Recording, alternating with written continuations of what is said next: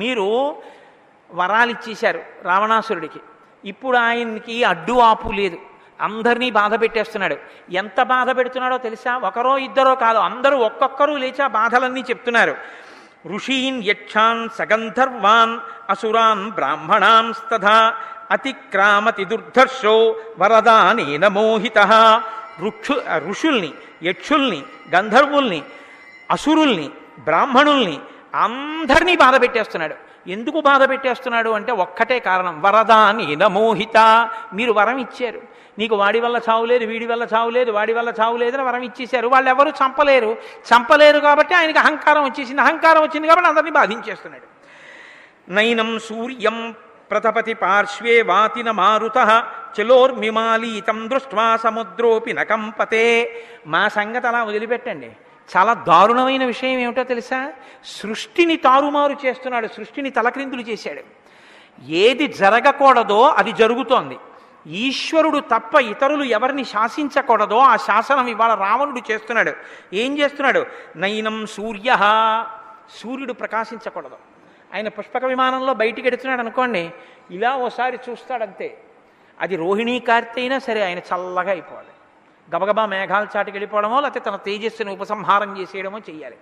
రావణాసురుడు ఇంట్లో అప్పడాలు ఎండలేదనుకోండి, కాస్త బాగా కాయమనవాయ్ అంటాడు, బాగా ప్రకాశించాడు. అంత మరి ఉత్తరాఖండ జరిగితే ఆశ్చర్యపోతారండి. దేవతలు పారిపోయారు వాహనాలకి, అప్పుడు నెమళ్ళకి వాటికి స్తోత్రం చేశారు వాళ్ళు. కాబట్టి నైనం సూర్య, ఆ సూర్యుడు ప్రకాశించకూడదు. ప్రతపతి పార్శ్వే వాతిన మారుతః, గాలి గట్టిగా వీయకూడదు, మెల్లిగా వీయకూడదు. ఆయనకి అనుకూలంగా ఆయన సంతోషించేటట్టుగా ఆయన ఎలా చెప్తే అలాగే వీయాలి గాలి. పంచభూతములను శాసిస్తున్నాడు. చిలోర్మిమాలి తం దృష్ట్వా సముద్రోపి నకంపతే. ఆయన ఇలా చూశాడనుకోండి, ఏమిటి ఎప్పుడు ఈ తరంగాలు లేకుండా ఉండలేవా అన్నాడు అనుకోండి, సముద్రంలో తరంగాలన్నీ ఆగిపోతాయి. తరంగాలు లేని సముద్రాన్ని మీరు చూసారా? రావణాసురుడు వచ్చి నిలబడితే అలా ఉంటుంది. ఎందుకంటే ఆయన చూస్తాడు, ఎవ్వరూ చూడందేదో తాను చూడాలనుకుంటాడు. తరంగాలు ఏమిటి, ఆ లేవడం ఏమిటి, ఆ కింద పడ్డం ఏమిటి, మీద పడ్డం ఏమిటి, నా దగ్గర రావడం ఏమిటి, అల్లరి అలా ఉండంటాడు అంతే. సముద్రం తరంగాలన్నిటినీ ఆఫ్ చేసేసి ఓ చిన్న చెరువులా అలా ఉంటుంది. మళ్ళీ ఆయన వెళ్ళిపోయిన తర్వాత రావాలి తరంగాలు. కాబట్టి సముద్రోపి నకంపతే, సముద్రంలో కెరటాలు రావట్లేదు. ఇది మీరు చేసినటువంటి ఉపకారం. అంత గొప్ప వరాలు ఇచ్చేశారు. ఇన్ని బాధలు పడిపోతున్నాం మహానుభావ, ఏం చెప్పమంటారు? కాబట్టి తేన గంధర్వయక్షాణం దేవదానవరక్షసాం అవధ్యోస్మీతి వాగుప్త తథేత్యుక్తం చతన్మయా. అంటే చతుర్ముఖ బ్రహ్మగారు అన్నారు, అవునరా నాయన, నిజమే, వరాలు ఇచ్చేశాను. మీరందరూ చాలా బాధపడిపోతున్నారు, నేను వింటున్నాను ఆ విషయం. చాలా బాధ పెట్టేస్తున్నాడు. గంధర్వుల్ని, యక్షుల్ని, ఋషుల్ని, కిన్నెరుల్ని, కింపురుషుల్ని, నాగుల్ని వాడు విడిచిపెట్టింది ఎవరినీ లేదు, అందరినీ బాధ పెడుతున్నాడు. నిజమే, ఎవరి చేత మరణం ఉండకూడదు అని అడిగాడు, మరి తపస్సు చేశాడు, వరం ఇచ్చేశాను ఆ రోజున. నాకు విషయం జ్ఞాపకం వచ్చింది రా అబ్బాయి అన్నాడు ఆయన అకస్మాత్తు. అనగానే అమ్మయ్య ఏదో చెప్తాడనమాట. ఇప్పుడు ఆయన చచ్చిపోయే మార్గం ఈయన చెప్తాడు. చతుర్ముఖ బ్రహ్మగారికి పురాణాల్లో ఉన్న పాత్ర ఏమిటో తెలుసా అండి? ఆయన ఎప్పుడు కన్సల్టెంట్ ఫిజీషియన్ లాంటి వాడు. ఒక ఫేమస్ ఫిజీషియన్ ఉన్నాడు అనుకోండి, ముందు అసలు రోగం ఏమిటో తెలియకపోతే ఆయన దగ్గరికి వెడతాం. ఆయన ఏం చేస్తారంటే సర్జన్కో ఆర్థోపెడిషియన్కో ఆయన రిఫర్ చేస్తారు. అలా ముందు అందరూ ఎవరి దగ్గరికి వెడతారంటే బ్రహ్మగారి దగ్గరికి వెడతారు. ఆయన మార్గం చెప్పాక ఆయన దగ్గరికి వెడుతుంటారు. అందుకని బ్రహ్మగారిని స్తోత్రం చేశారు. చేసి అంటే ఆయన అన్నారు, నిజమే నాకు ఓ విషయం గుర్తొచ్చిందిరా అబ్బాయి, వాడు అడగని వాళ్ళు అక్కడ ఉన్నారు, వాళ్ళు వస్తే మాత్రం ఆయన చచ్చిపోతాడన్నారు. ఎక్కడంటున్నారు ఈ మాటలో? దశరథ మహారాజు గారి యజ్ఞం జరుగుతున్నటువంటి సభలో కూర్చున్నారు వీళ్ళందరూ. ఇప్పుడు అక్కడ ఎవరుంటారు? వీళ్ళంటే దేవతలు, కానీ మిగిలిన వాళ్ళందరూ ఎవరు? మనుష్యులు ఉన్నారు అక్కడ. అక్కడ ఆయన అన్నాడు, నకీర్తయ దవజ్ఞానాత్ తద్రక్షో మానుషాంస్తదా తస్మాత్ సమానుషోద్వద్యో మృత్యుర్నాన్యోస్య విద్యతే. అనాదరము చేత మనుష్యులను ఎందుకు అడగలేదంటే మరిచిపోయి కాదు, యక్షగంధర్వ కిన్నెర కింపురుషాదులందరినీ అడిగాడు ఆ రోజున, నేను వాళ్ళ చేతిలో చచ్చిపోనని. కానీ మనుష్యుల పేరు మాత్రం ఆయన ఎత్తలేదు. ఎందుకో తెలుసా? మనుష్యుల విషయం మరిచిపోయి కాదు, అనాదరం చేత. ఇంతమంది చేయలేని దిక్కుమల్లాళ్ళు మనుషులు ఏం చేస్తారండి? అది నిజంగా మీరు ఉత్తరాఖండ చదివితే రావణాసురుడు మనని అవమానించినందుకు, రాముడు పుట్టినందుకు మనం రామనామం చెప్పకపోతే, రామనామం రాయకపోతే ఎంత కృతజ్ఞులమో అర్థమవుతుంది. ప్రత్యక్షం అయితే చతుర్ముఖ బ్రహ్మగారు వరాలు అడిగితే పోనీ వాడి గొడవ వాడిది అడుగుతాడు. కానీ అలా అడిగి ఊరుకోలేదండి. అందరి పేర్లు చెప్పాడు, వీళ్ళెవ్వరి చేతిలో నేను చచ్చిపోకూడదన్నాడు. తథాస్తు అన్నాడు ఆయన. ఊరుకోవచ్చుగా. ఊరుకోకుండా ఓ మాట అన్నాడు, తృణభూతాహితామన్యే ప్రాణినో మానుషాదయ అన్నాడు. తృణం లాంటి వాళ్ళండి మనుషులు, వాళ్ళు నన్ను ఏం చేస్తారు, వాళ్ళ పేరెత్తను, అసలు వాళ్ళ గురించి మీరు నాకు వరం ఇవ్వక్కర్లేదన్నాడు. ఇంతకన్నా అవమానం ఉంటుందండి మనుష్య జాతికి? ఇంత అవమానకరంగా మాట్లాడి ఆ రోజున విడిచిపెట్టేశాడు మనుష్యుల్ని. కాబట్టి మనుషులు మాత్రం చంపేయగలరు రావణాసురుణ్ణి అన్నారు. ఇప్పుడు మీరు చూడండి, అక్కడ ఉన్న వాళ్ళందరూ ఎవరు? యాగంలో మనుష్యులేగా. కాబట్టి ఎవడో ఒకడు ఏం చేస్తాడంటే, ఎవడో నేను మనిషిని అయితే నేను వెళ్ళిపోతాను రావణాసురుడి మీద అంటాడు కదా. అలా మనుష్యుడైనంత మాత్రాన చంపేసేంత తేలిక మనిషి ఏమిటి రావణాసురుడు అంటే? ఎవరైనా తొందరపడి గభాలన వెళ్ళిపోతారేమో అని ఏతస్మిన్నంతరే విష్ణుర్రూపజాతో మహాద్యుతి శంఖచక్రకటాపాణి పీతవాసా జగత్పతి. అకస్మాత్తుగా అనుకోకుండా ఆ మధ్యలోకి ఒక్కసారి హఠాత్తుగా కిందికి దిగి ప్రత్యక్షమయ్యారు. పోతన గారు అంటారే, జలధరదేహు నాజాను చతుర్బాహు అని ఆ 4 భుజములతో శంఖ చక్ర గదా పద్మములతో పట్టుపీతాంబరం కట్టుకుని వనమాల వేసుకుని కోటి సూర్యుల పగిది ప్రకాశిస్తూ శ్రీ మహావిష్ణువు సభలో ప్రత్యక్షమయ్యారు. ఒక్కసారి ఆయన్ని చూడగానే అందరూ లేచి నమస్కారం చేశారు.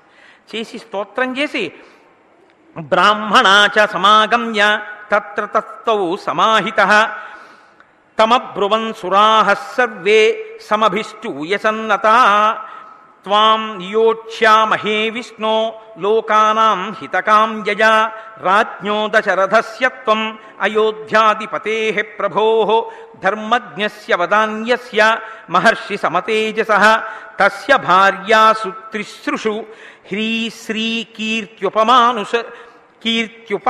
ఉపమాసు చ విష్ణో పుత్రత్వమాగచ్చ కృత్వాత్మానం చతుర్విధం తత్రత్వం మానుషో భూత్వా ప్రవృద్ధం లోకకంటకం అవధ్యం దైవతైర్విష్ణో సమరే జహిరావిణం సహి దేవాంశ్చ గంధర్వాన్ సిద్ధాంశ్చ మునిసత్తమాన్ రాక్షసో రావణో మూర్ఖో వీర్యోత్సేకేన బాధతే ఋషయశ్చ తతస్తేన గంధర్వాప్సరస్తథా క్రీడంతో నందనవనే క్రూరేణ కిల హింసితాః వదార్థం వయమాయాతాః తస్య వై మునిభిః సహ సిద్ధగంధర్వయక్షాశ్చ తతస్త్వాం శరణం గతాః.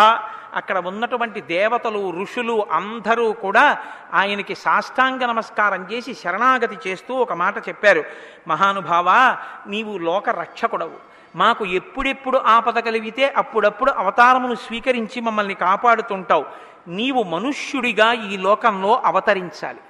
మహానుభావుడు, రాజర్షి, వేదమును నమ్మినటువంటి వాడు, తేజస్సు కలిగినటువంటి వాడు, అయోధ్యానగరాన్ని పరిపాలిస్తున్నటువంటి దశరథ మహారాజు గారు కొడుకులు పుట్టాలన్న కోరికతో పుత్రకామిష్టి చెయ్యబోతున్నాడు. ఆయన కడుపున అక్కడ ఉన్నటువంటి ఆయన 3 భార్యలున్నారే, హ్రీ శ్రీ కీర్తి ఎలాంటి వారో దక్ష ప్రజాపతి యొక్క కుమార్తెలు, అటువంటి వాళ్ళు కౌసల్య, సుమిత్ర, కైకేయి. వాళ్ళ 3 కడుపున నీవు మనుష్యులుగా జన్మించాలి. జన్మించి రావణాసురుణ్ణి సంహరించాలి. అప్సరసలు, దేవతలు ఎవ్వరూ ఇవ్వాల నందనవనంలో స్వేచ్ఛగా విహరించడానికి కూడా స్వాతంత్ర్యం లేనటువంటి స్థితి. ఈ కష్టం నుంచి మమ్మల్ని ఉద్ధరించాలి. కాబట్టి మీరు అవతారాన్ని స్వీకరించవలసింది అని ప్రార్థన చేశారు. మీరు ఒకటి బాగా జ్ఞాపకం పెట్టుకోండి, అవతారం స్వీకరించి చంపెయ్యండి అని అడిగితే ఈశ్వరుడు అలా ఏం వచ్చాడు. ఆయన కొన్ని కారణాలు చెప్తాడు. ఈ కారణాలు ఉంటే మాత్రం నేను చంపుతానని చెప్తాడు. ఎందుకో తెలుసా అండి? ఇలా చంపడం కూడా ధర్మమునందు అంతర్భాగం. ఒక వైద్యుడు ఉన్నాడు అనుకోండి, ఒక వ్రణం పుట్టింది, ఒక పుండు. ఇప్పుడు ఆ పుండుని వైద్యుడు కోసేస్తాడు. వైద్యుడు పుండు కోసేశాడు కదా అని చెప్పి ఇప్పుడు ఆయన మిమ్మల్ని చాలా బాధ పెట్టాడు, చాలా నొప్పి పుట్టింది, చాలా రక్తం పోయింది, కట్టు కట్టాడు, వారం రోజులు ఆఫీస్కి సెలవు పెట్టేసి ఇంట్లో పడుకోండి అన్నాడు. ఇప్పుడు డాక్టర్ గారు నన్ను చాలా బాధ పెట్టేశారండి అని మీరు క్రోధం పెట్టుకుంటారా? మిమ్మల్ని బాధ పెడుతున్న వ్రణాన్ని తీసేశాడు కాబట్టి మీరు సంతోషిస్తారా? నా పుండు నాకు ఇచ్చేయండి పట్టుకెళ్ళిపోతానంటాడు ఏమిటి ఎవడైనా? ఎవడండు పుండు పోయిందని సంతోషిస్తాడు? పుండు తీసేసినటువంటి వైద్యుడిది ఎంత ఉపకారమో ధర్మాన్ని కబళిస్తున్నటువంటి వాళ్ళని అంతరింపచేసి ఆ శరీరంతో వాడు ఉండి ఇంకా అధర్మం ఇంకా మహాపాపం చేసి లోకకంటకుడై అందరి చేత నిందింపబడేటటువంటి స్థితి నుంచి ఆ శరీరాన్ని వినిర్ముక్తం చేసినటువంటి దయ పరమేశ్వరుడు. కాబట్టి అది కూడా ధర్మ సంస్థాపన యందు అంతర్భాగం. కాబట్టి ధర్మానికి హాని కలిగేటటువంటి రీతిలో ఆయన ప్రవర్తించాడు అంటే తప్ప ఆయన అవతార స్వీకారం చేసి చంపడు. అందుకే ఆయన ఒక మాట చెప్తాడు భాగవతంలో, శుద్ధ సాధులందు, సురలందు, శృతులందు, గోవులందు, విప్రకోటియందు, ధర్మపదవియందు, తవిని నాయందు వాడెన్నడలుగు నాడు పట్టి వధింతు అన్నాడు. శుద్ధ సాధులందు, నన్నే నమ్ముకుని బతుకుతున్నటువంటి మహాభక్తులైన వాళ్ళ జోలికి వెడితే మాత్రం చంపేస్తాను. శృతులందు, వేదాన్ని తిరస్కరించి బతకడం, వేదాన్ని విమర్శించడం ఎక్కువైపోతే అవతారం తీసుకుని చంపేస్తాను. గోవులందు, ఆవుల జోలికి వెడితే చంపేస్తాను. విప్రకోటియందు, వేదం చదువుకుని వేదాన్ని నమ్ముకుని బతుకుతున్న వాళ్ళ జోలికెడితే చంపేస్తాను. విప్రకోటియందు, ధర్మ పదవి ఎందు, ధర్మం జోలికెడితే చంపేస్తాను. తవిలి నాయందు, చిట్ట చివర తన గురించి చెప్పాడు, అదే పనిగా నన్ను నిందిస్తే చంపేస్తాను తప్ప అన్యథా నేను ప్రతి చిన్న విషయానికి అవతారం స్వీకరించి చంపను. కాబట్టి ఇప్పుడు ఆయన చంపడానికి కారణం చెప్తున్నాడు. ఎందుకు చంపుతానో తెలుసా రావణాసురుణ్ణి? భయం త్యజ భద్రం వో హితార్థం యుధిరావణం సపుత్ర పౌత్రం సామాత్యం సమిత్ర జ్ఞాతి బాంధవం హత్వా క్రూరం దురాత్మానం దేవర్షీణాం భయావహం దశవర్ష సహస్రాణి దశవర్ష శతాని చ వత్సామి మానుషే లోకే పాలయన్ పృథివీమిమాం. నేను రావణాసురుణ్ణి చంపడానికి కారణం మిమ్మల్ని అందరినీ భయపెట్టడం. భయం కన్నా మృత్యువు లోకంలో ఇంకోటి లేదండి. మీ మానాన మీరు వేదాన్ని నమ్ముకుని బతుకుతుంటే మిమ్మల్ని భయపడేలా చేస్తున్నాడు. అందుకు చంపేస్తాను. మీ అందరి హితం కోసం చంపేస్తాను. చంపడం కూడా ఎలా చంపుతానో తెలుసా? విషవృక్షాలన్నీ కలిసి ఒక పెద్ద వనం పెరిగినట్టుగా పెరిగాయి రావణాసురుడితో పాటు. అందుకని సపుత్రం, కొడుకులందరినీ చంపేస్తాను, సైన్యాన్ని చంపేస్తాను, తమ్ముళ్ళని చంపేస్తాను. ఆయన వారన్న వాడెవ్వడు బతకడానికి వీలు లేకుండా అందరినీ చంపేస్తాను. అంత అధర్మంతో ఉన్నాడు రావణాసురుడు. రావణాసురుడితో అనుబంధం ఉన్నవాడన్నవాడు ఈ లోకంలో ఉండడు. వాళ్ళందరినీ చంపుతాను. దశవర్ష సహస్రాణి దశవర్ష శతాని చ 11,000 సంవత్సరములు ఈ భూమండలాన్ని పరిపాలన చేస్తాను. మనిషి గొప్పతనం ఏమిటో నిరూపిస్తాను. మనిషి అంటే రావణాసురుడు చెప్పినంత చులకన కాదు. మనిషి అంటే ఇంత గొప్పవాడని చెప్పడానికి నేను ఒక మనుష్యుడిగా ప్రవర్తించి మనిషి గొప్పతనాన్ని నిరూపిస్తాను. అందుకు మనందరం రుణపడ్డాను రామచంద్రమూర్తికి. అందుకని దశవర్ష సహస్రాణి దశవర్ష శతాని చ వత్సామి మానుషే లోకే, ఈ మనుష్యలోకంలో తిరుగుతాను. పాలయన్ పృథివీమిమాం, నేను ఈ అంతటినీ కూడా పరిపాలన చేస్తాను. తత పద్మపలాశాక్ష కృత్వాత్మానం చతుర్విధం పితరం రోచయామాస తదా దశరథం నృపం. ఆయన తనని తాను 4గా విభాగించుకున్నాడంటే ముక్కలైపోయాడు అని మీరు భావన చేయకూడదు. ఒక విష్ణువు నలుగురిగా జన్మించడానికి నిర్ణయం చేసుకున్నాడు. నేను నలుగురిగా వస్తాను, నలుగురు మనుష్యులుగా వస్తాను. ఇప్పుడు నలుగురు మనుష్యులుగా రావాలంటే మనిషి అంటే ఏమవ్వాలి? ఒక పురుషుడి యొక్క వీర్యము కదిలి ఒక స్త్రీయందు ప్రవేశించి ఈ రేతస్సు వీర్యము కలిసి శుక్రశోణితములు కలిసి ఒక బుడగయ్యి ఒక తల్లి కడుపులో తల కిందకి కాళ్ళు పైకి పెట్టి ఆ చీకటిలో కడుపులో అమ్మ నాభిగొట్టంలోంచి వచ్చిన ఆహారాన్ని నేను స్వీకరిస్తూ 12 నెలలు మలమూత్రముల మధ్యలో పురుగులు కుడుతుండగా పడుకుని అత్యంత హేయమైన తల్లి యోని ద్వారంలోంచి నేను బయటికి పుడితే తప్ప నన్ను మనుష్యుడు అని పిలవరు. మీకోసం, మీ ప్రతిష్ట కోసం, మనుష్యుడింత గొప్పవాడని చెప్పడం కోసం నేనంత కష్టపడి పుట్టుకలేని వాణ్ణి అమ్మ కడుపులో పడుకుని యోనిలోంచి పైకొచ్చి మనుష్యుడు అనిపించుకొని బతుకుతానని ప్రతిజ్ఞ చేశాడు. ఇది రామచంద్రమూర్తి ఈ జాతికి చేసిన కృప. మనుష్య జాతి రుణపడిపోయింది రామచంద్రమూర్తికి. కాబట్టి నేను తత పద్మపలాశాక్ష కృత్వాత్మానం చతుర్విధం పితరం రోచయామాస. అలా తాను పుట్టడానికి ఏ తండ్రి కడుపున పుట్టాలి వరించాడు తండ్రిని. ఈయన కడుపున పుడతాను అన్నాడు. ఎవరిని? దశరథ మహారాజు గారి కడుపున పుట్టడానికి నిర్ణయించుకున్నాడు. అందుకేట మనుష్యుడిగా పుట్టాలి అనుకున్నాడు. కాబట్టి ఆయన ఎవరికి కొడుకో ఆ తండ్రి పేరు చెప్తే ఆయన సంతోషిస్తాడు. రామచంద్రమూర్తి చాలా సంతోషపడిపోయే పేరేమిటో తెలుసా అండి? దాశరథి. ఆయన దగ్గరికి వెళ్ళి దాశరథి అని పిలిస్తే పొంగిపోతాట, ఎవరో మా నాన్నగారి పేరుతో నన్ను పిలుస్తున్నారని. అందుకే గోపరాజు గారు దాశరథి శతకం చేస్తే మకుటం మార్చలేదు. అన్ని పద్యాలకి ఒక్కటే మకుటం, దాశరథి కరుణాపయోనిధి అని పెట్టారు.